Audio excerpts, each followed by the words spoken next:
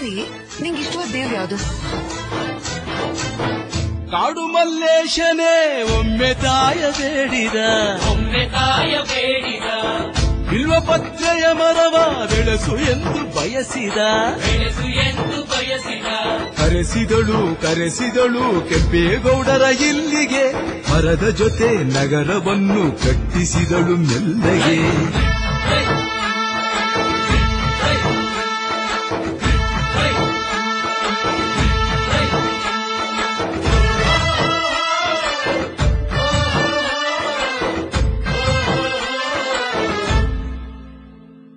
ಯಾರೇ ಅಕ್ಕ ಬೆಂಗಳೂರು ಕಾಯೋಳು, ಅಮ್ಮನಿಗೆ ಅಮ್ಮ ಅಣ್ಣಮ್ಮ, ಯಾರೋ ತಮ್ಮ ಕರ್ಗಾನ್ ಮೆಚ್ಚೋಳು, ಮಲ್ಲಿಗೆಯ ಮುಡಿಯೋ ಅಣ್ಣಮ್ಮ.